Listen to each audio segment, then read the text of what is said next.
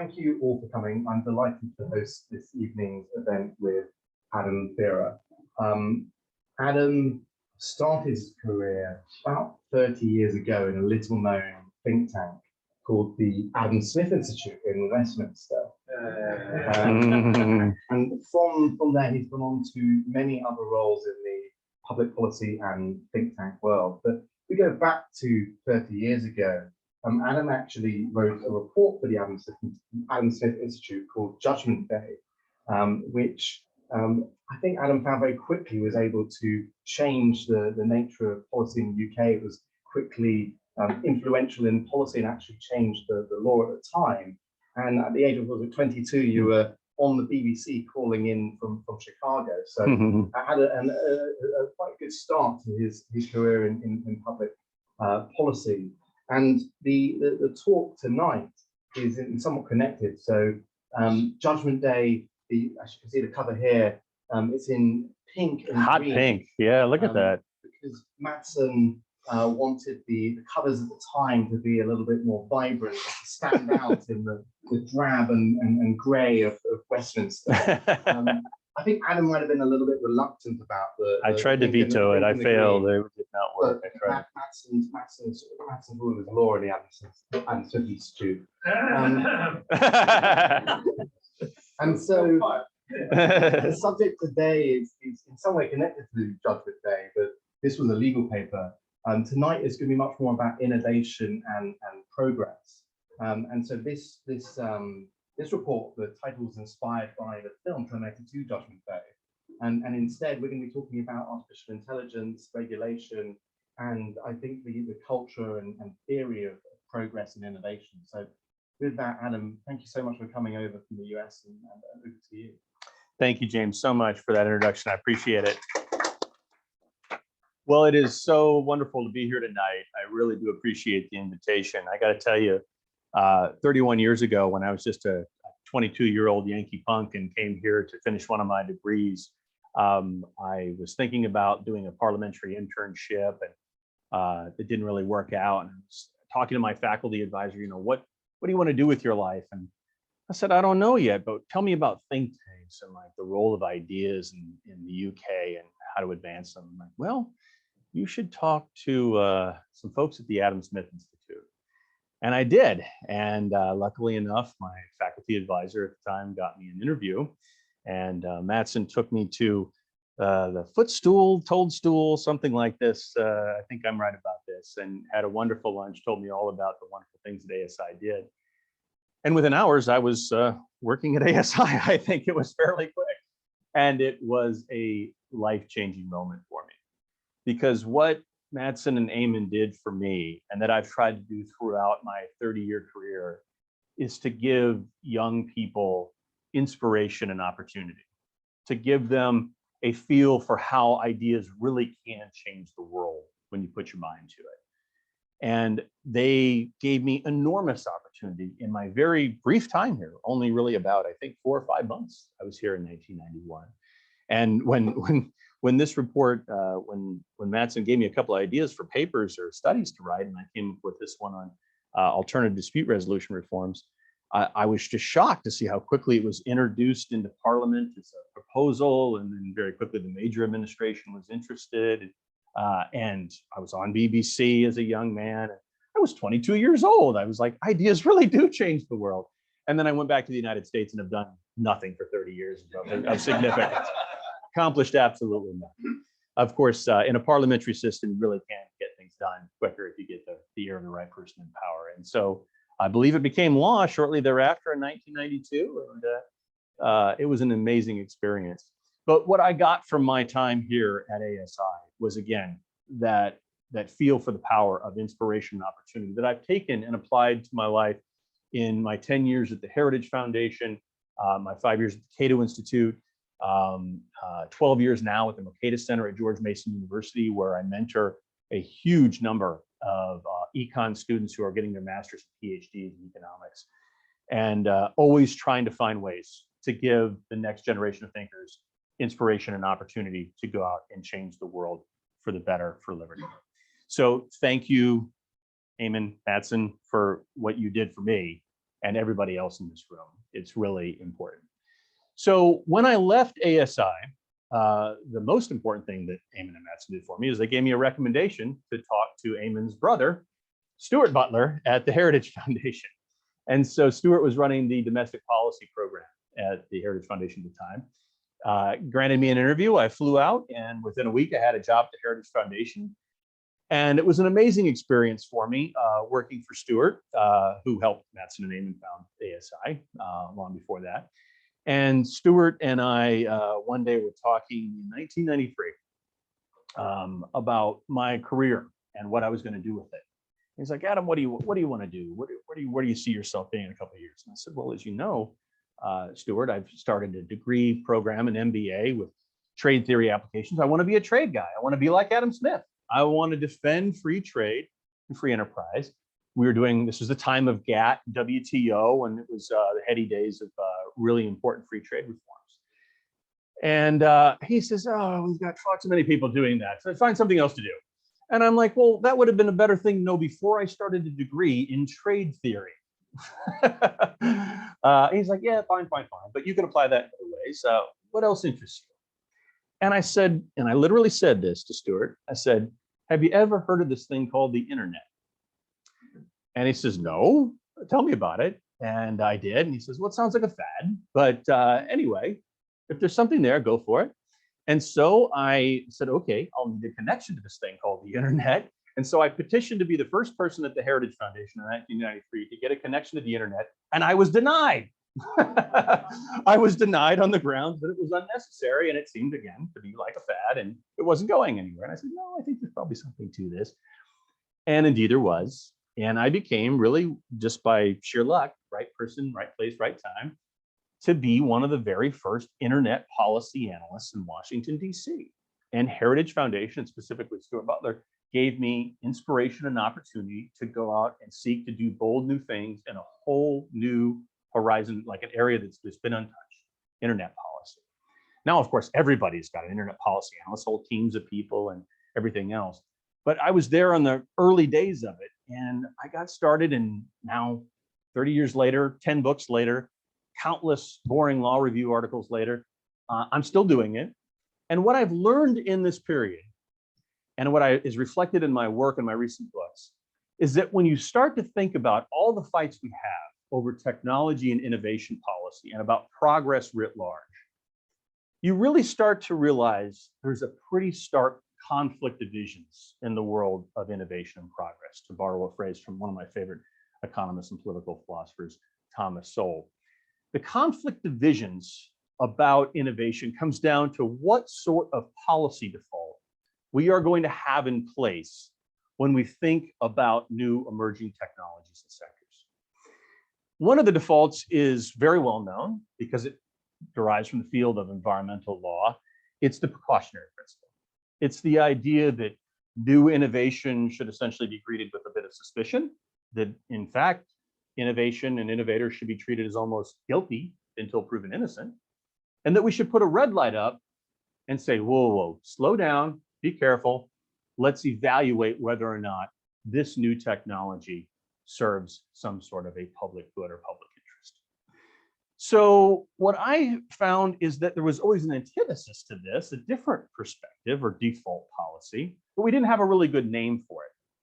So in 2014, I got around to finally writing a book about what I had learned for my previous decades working on tech policy. And I said, we need a name for it.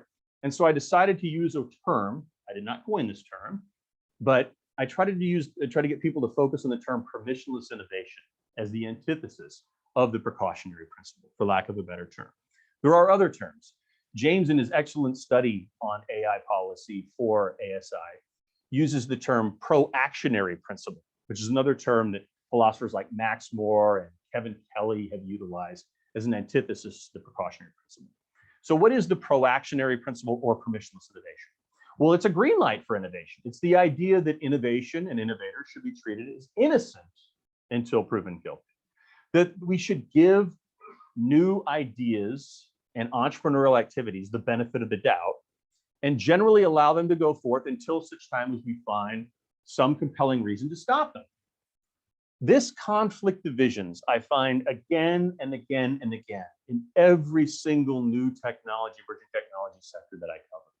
From Bitcoin and blockchain to driverless cars to drones to 3D printing to virtual reality to anything in between, advanced medical technologies and indeed AI.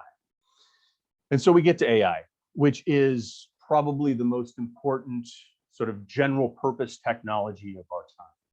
Thomas Edison used to talk about electricity as being a field of fields, and AI is a field of fields. It's a field that's going to touch so many other sectors and subsectors of every economy across the globe, if we let it.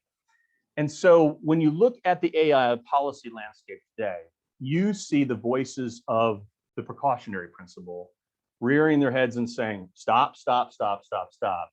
And in some cases, already having legislative or regulatory victories in doing so. This is the challenge that we face today in a grand geopolitical way, with China racing ahead on AI, while the EU's trying to do something different, and the US and the UK still doing something different from them.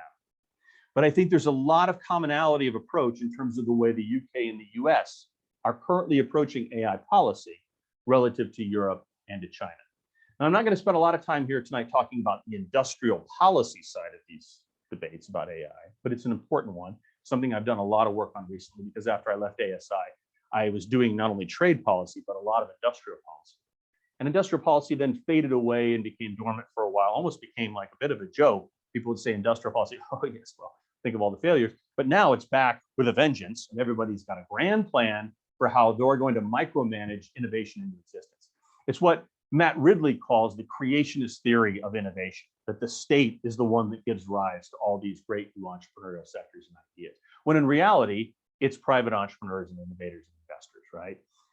And yet that's part of the debate, but it's not the important part of the debate, and it's not the one I'm going to spend most of my time on here tonight, or that I spend my research time on. Like James in his work for ASI, I focus instead on the regulatory impediments or threat to artificial intelligence and machine learning, of which there are many.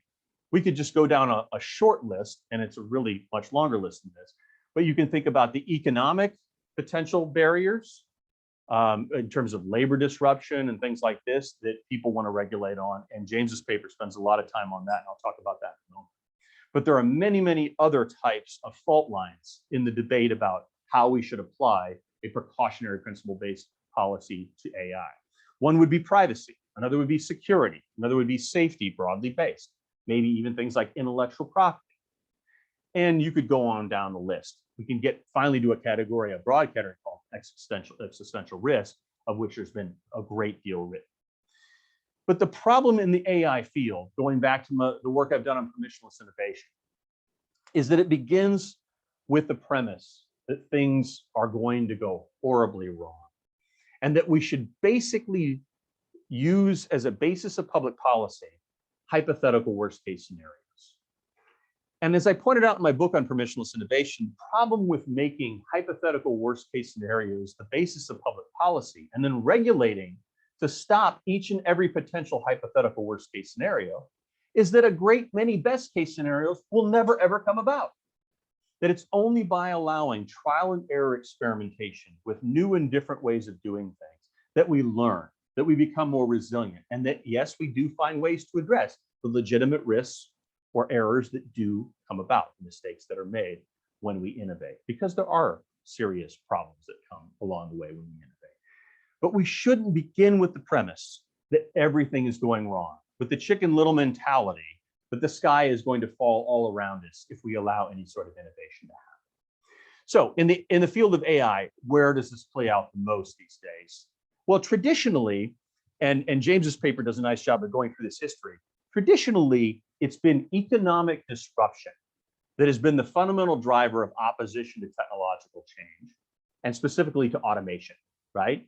Technological unemployment is the term of art that is often used for like why people are fearful of new types of mechanization or automation.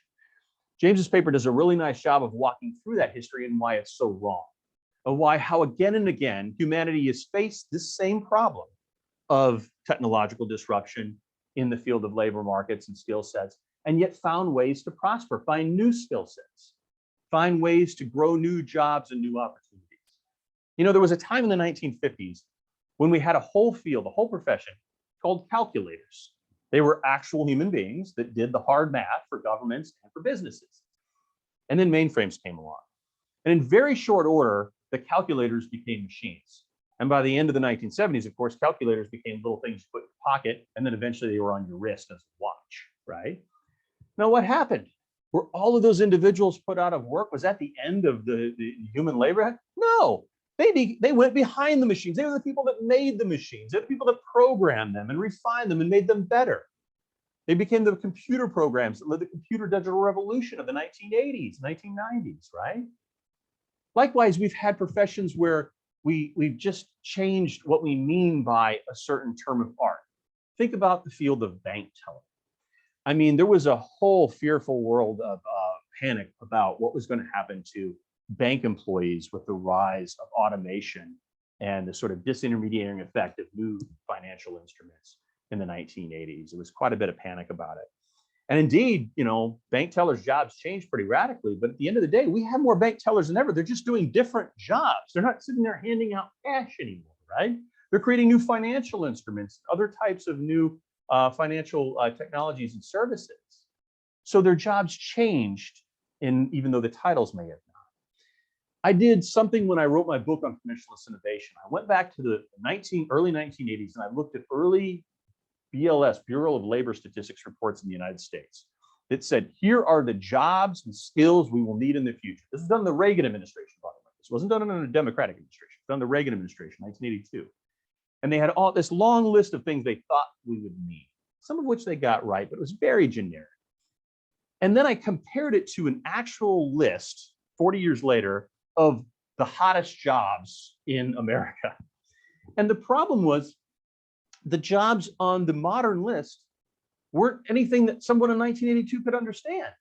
We did not even have a vocabulary in 1982 to understand what we meant by UX designer, search engine optimization officer, right?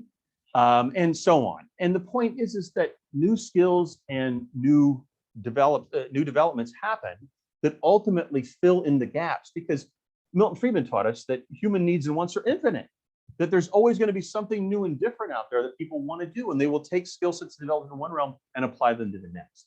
So I'm actually not as worried as some of the critics out there about massive technological disruption of labor markets due to automation or AI.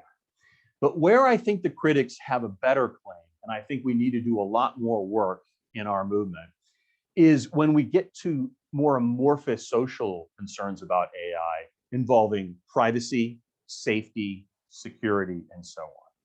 These are much, much harder. And a lot of the people I work with, mostly who are PhD economists or business theorists, they often quickly dismiss some of these. It's like, I won't get over these privacy concerns. These security things are overblown. There's trade-offs.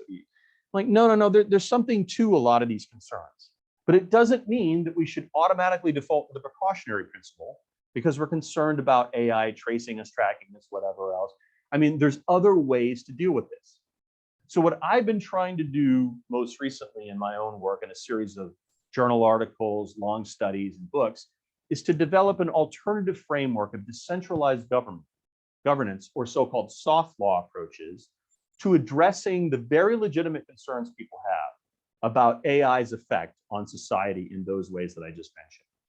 And to try to find a toolkit that finds a way to embed ethics by design and keep humans in the loop when we innovate in the AI space. What do I mean by that? Ethics by design, things like privacy by design, safety by design, security by design. We should encourage developers and companies to find ways to bake in best practices about data use and handling, data collection, data minimization, how certain types of things might be used or abused within certain types of machine learning contexts. We do need approaches to dealing with that. They need not be heavy-handed, top-down, precautionary-oriented directives. They can be more bottom-up, responsive, codes of conduct, best practices, industry trade association guidelines. They might even be ex-post forms of common law enforcement. This is something that really separates the UK and the United States from Europe and other countries, right? We understand that ex-post enforcement of certain types of things like contract law, property rights, unfair and deceptive practices, makes sense, but let's first allow the experiments to run their course. Let's figure out if there's actual harm or danger here. And then if there is, address it after the fact as we see fit. And then we get to the question of humans in the loop. What do I mean by that? Humans in the loop is basically the idea that we need to make sure that there are people in these institutions developing AI technologies who are making sure that they really are aligned with human values and ethics and rights. It doesn't have to, again, be formalistic and top-down in character. There are some governments, including the European Union, that do want to make it highly formalistic. But we need not have that. We can have a different approach. For example, we have faced the same problem with regards to privacy and security for many, many years now in the digital economy. How have we dealt with this? Well, the better way we've dealt with it, I think, in the UK and especially in the United States, is we've done things like created chief privacy officers. We've created privacy best practices and data handling procedures. We've created a series of guidelines for what kind of data should and should not be collected. And we've buttressed this with a whole host of ex post legal types of remedies in the courts or in consumer protection agencies. That is approach entirely consistent with the ethos of permissionless innovation. That's the kind of approach that allows trial and error. It allows people to go out and experiment and do new and different things, see what plays out, and if the harms do develop, we then try to figure out how to address them.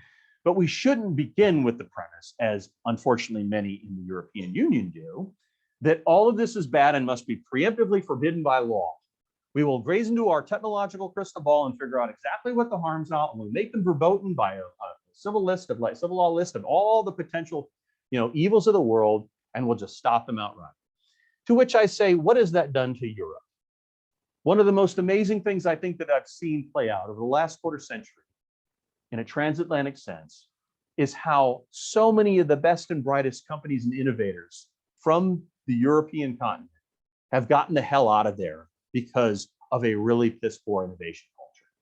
I know one of my heroes, Deirdre McCloskey, was here recently lecturing, and one of the things that Deirdre taught me is the importance of attitudes toward innovation and how they form the basis of an innovation culture. And if a community, if a people, if a country, if a culture, and then its government are not predisposed to allow for entrepreneurialism and innovation, well, guess what? You will not get innovation and entrepreneurialism. I frequently challenge my students and other people I work with, name me a leading digital ICT, information and communications technology innovator from the European Union today.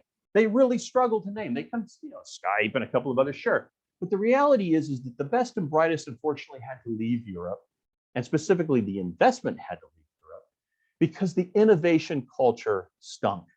It basically said, you are guilty until proven innocent. You need to come to us and get a permission slip to prove that your product will never cause any theoretical harm to society, and that here's the whole host of compliance requirements you'll have to get through before you can prove it to us. Well, it shouldn't be any surprise that that process yields less innovation and entrepreneurialism as a result. And this, I would predict pretty safely, I feel, is exactly what's about to happen to the European Union as they ponder their next big, mega precautionary principle edict in the form of the European AI Act. And so where do we stand today for the UK and the United States with AI? I think we stand in a good position to take advantage of an opportunity given to us largely by Europe taking that approach, but also by the fact that people are hungry for the sorts of bold changes and innovations that will dramatically improve lives and human well-being. Let me just give you one anecdote and then I close, because I'm blabbing, and we Americans, we love to blab.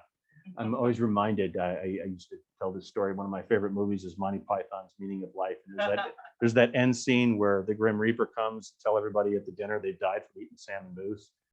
The Grim Reaper gets on the American, you Americans, you talk and you talk and you talk. That's me. So I'm going to try to constrain myself. But I will end with this, which is that I'm over here because I'm a commissioner on a blue ribbon commission that the U.S. Chamber of Commerce formed to study AI policy and to do a big report. And we've had a series of field hearings, our last of which is here on Monday in the UK and in London. And we are going to be looking at fintech and AI. So when we were looking at healthcare and AI, we were at the Cleveland Clinic in the United States and Cleveland, Ohio in the US.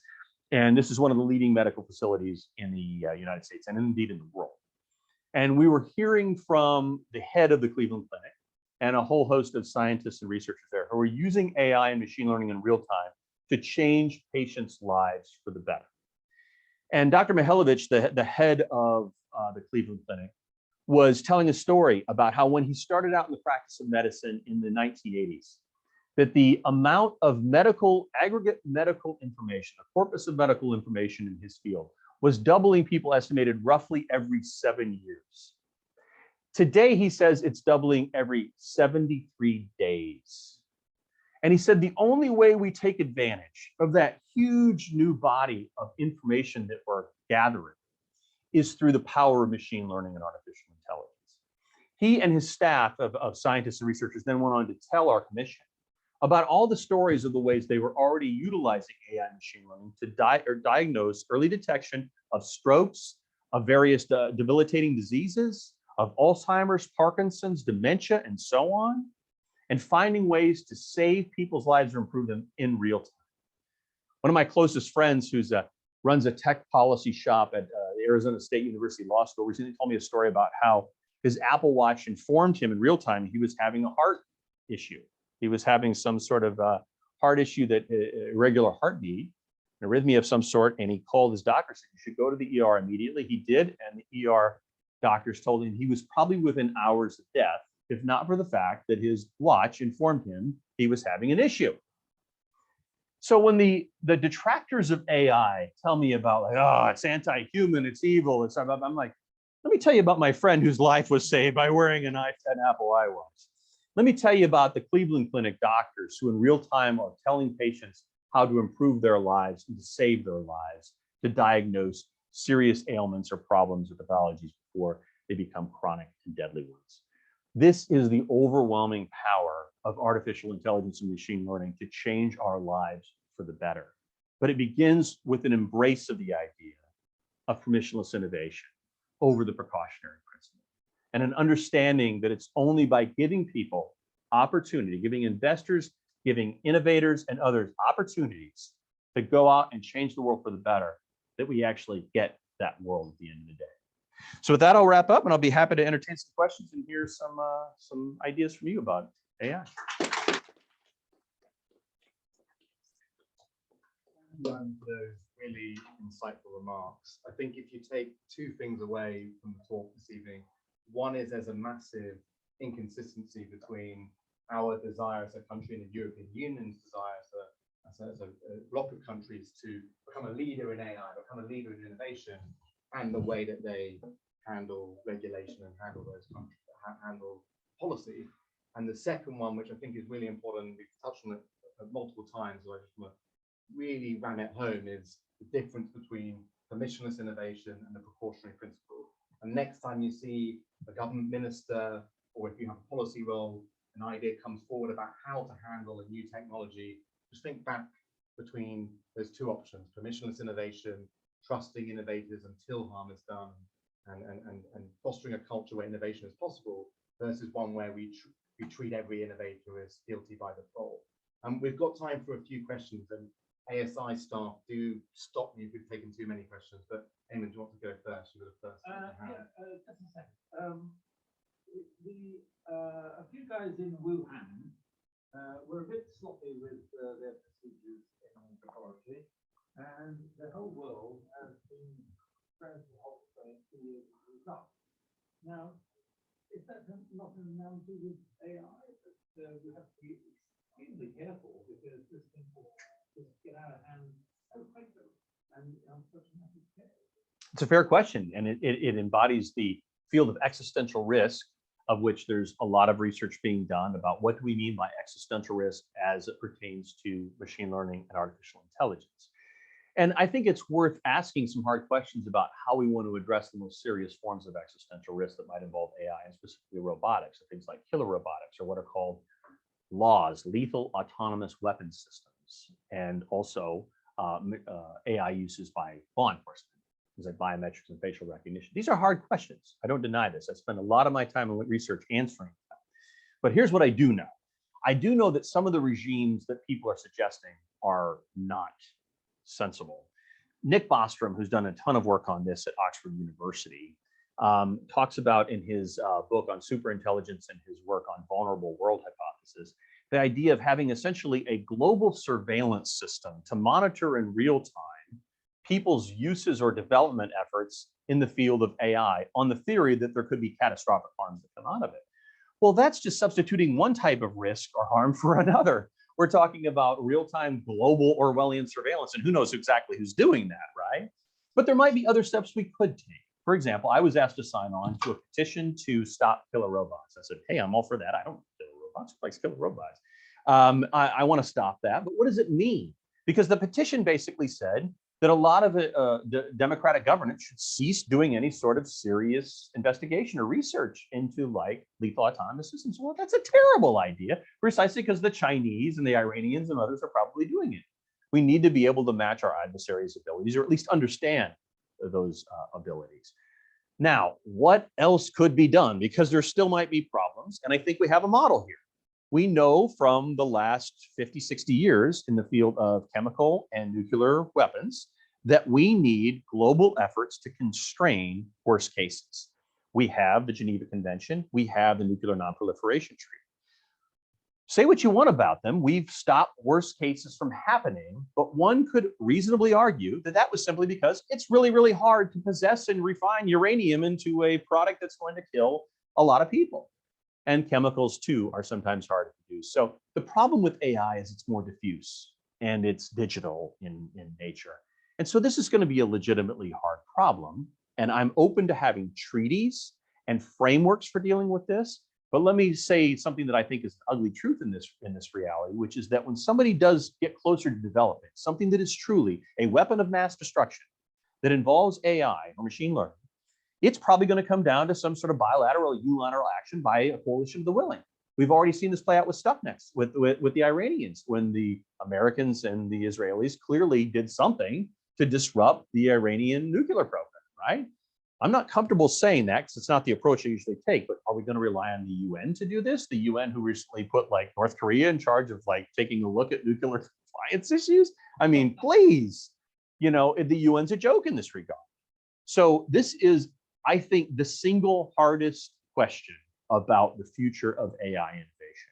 What are we going to do when the decentralized capabilities of AI are utilized by rogue actors or rogue states to effectuate mass harm on the world? And that this is something we have to continue to study. I don't have an easy answer to it, but thank you for that question. Yes, sir. Yeah, I mean, 2 points about that.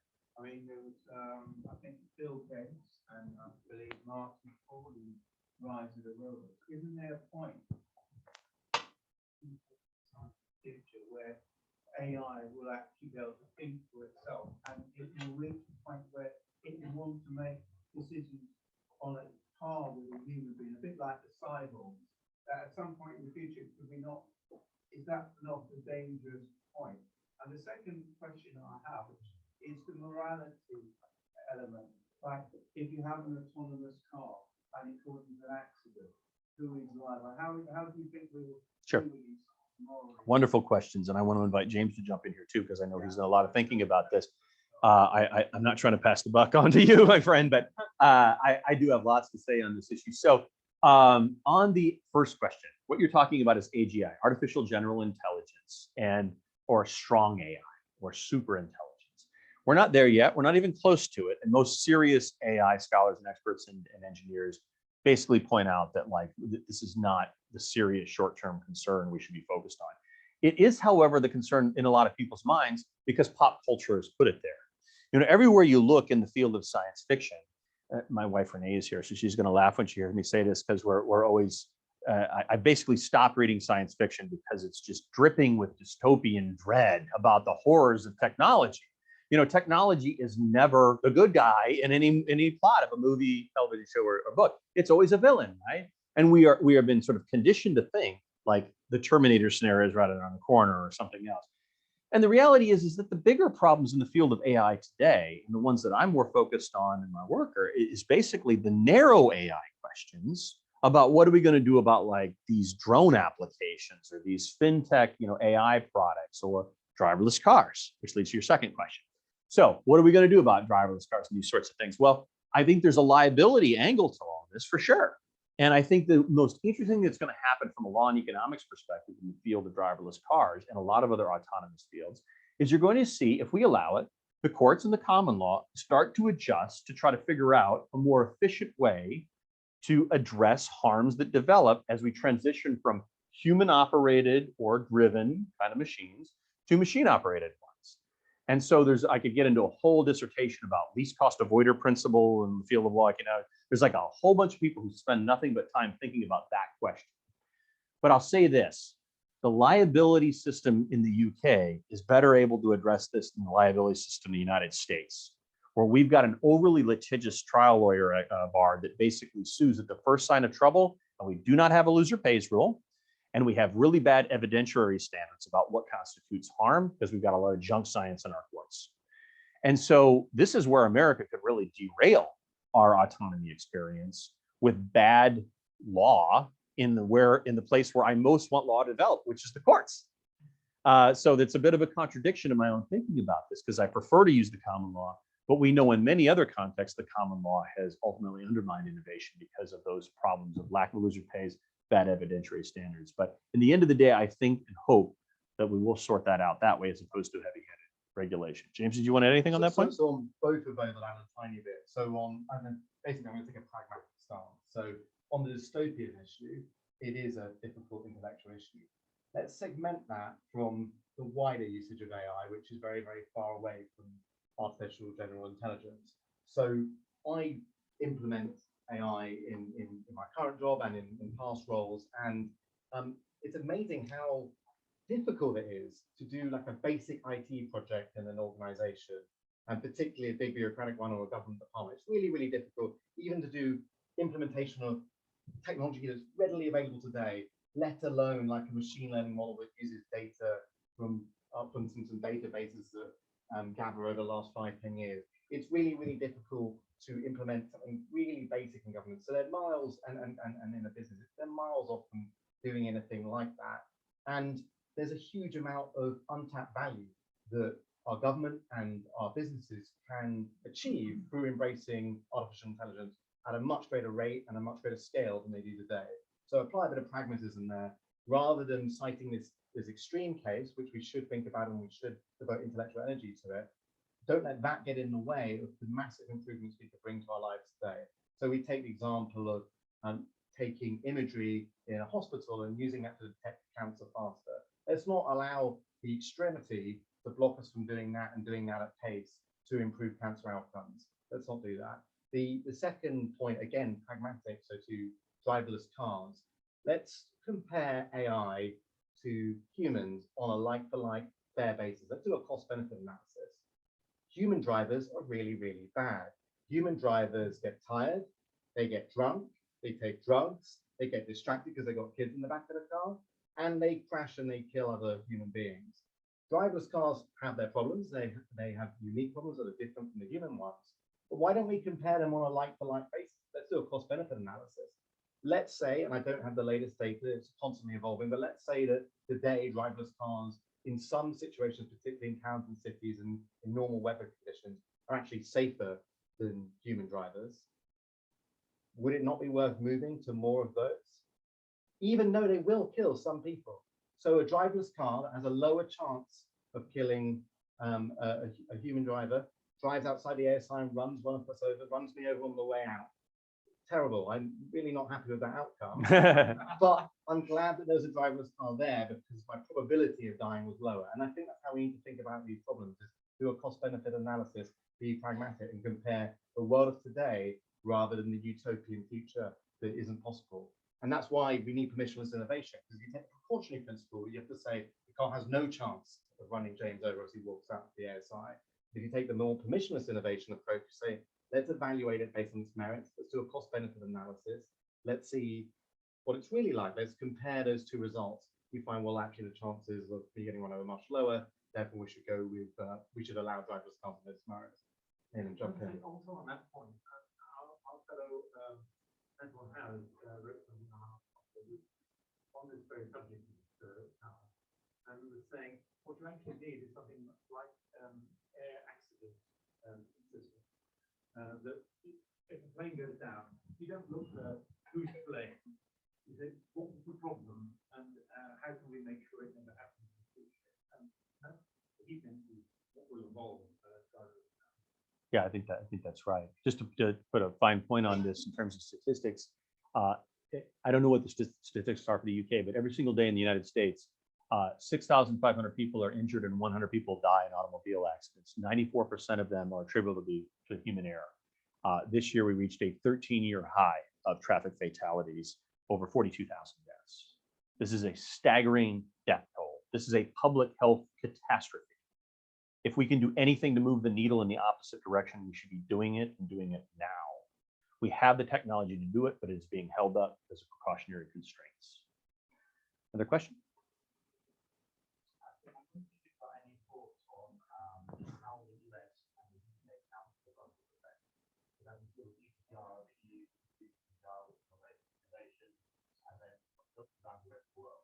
Yeah, absolutely. Yeah, great question. James, you want to take this first? Want me to do it? Yeah, so this is a big deal. So it is astonishing to me, but true, that the European Union officials are now bragging about that their leading export on the high-tech front is regulation. I don't know how you have a competitive economy believing that your leading export is regulation, but the European officials are there. So they believe that they are doing the world a service, and that the Brussels effect is the Brussels benefit, as opposed to potentially the Brussels cost, right? I think going forward, what the UK and the US need to do is get more serious about having an alliance of the sort of willing that will come together and stress that we can find ways to have free trade in AI and advanced emerging technologies that basically say, no, we're not going to go along with the Brussels effect and what the EU is trying to do. I think a lot of times, a lot of governments, yours and ours included, are trying to figure out how to comply in a sort of de minimis way with EU regulations. But I'm always asking American tech companies, what's going to be the breaking point? When is enough enough? You know, would they have to confiscate all of your intellectual property and your algorithms before you'd say, okay, we're finally leaving Europe? You know, I don't know. I'm not sure when that moment is, but I think we need to have a concerted effort to push back against them. I don't know if that'll happen. We'll have to see how the AI Act plays out in Europe. But this is just the tip of the iceberg. You got the GDPR, you've got the Digital Services Act, you've got a whole host of other types of robotic regulations and liability things that are emerging from the EU. It is the precautionary principle on steroids. And we shouldn't be surprised when we live in a world of global innovation arbitrage. As I already pointed out, investors and innovators are going to start flocking out of there. But that's just going to force European officials to double down on that issue and say, well, gosh darn it, we don't have anybody left and our industrial policies can't create them. So we're just going to regulate everybody else's out of existence. So there's not an easy way out of this until governments stand up and take a stand against it and say we're going in a different direction on this. But it also has to involve the companies getting a backbone and saying we're not going to play ball with the EU on a lot of these things. So conscious of time, let's leave Q&A there. But before we do that, first I'd like to say that we would love you to come downstairs and chat with us further.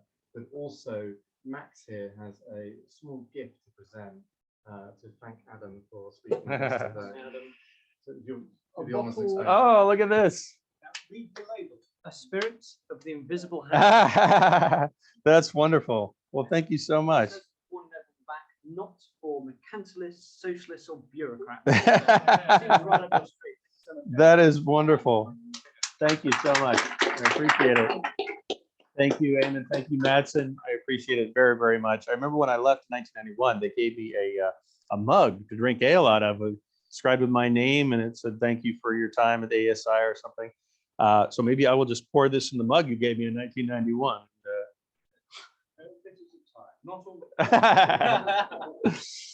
Thank you very much. I appreciate it. I'd be happy to talk more downstairs if you. Yeah, thank you. Thank you so much.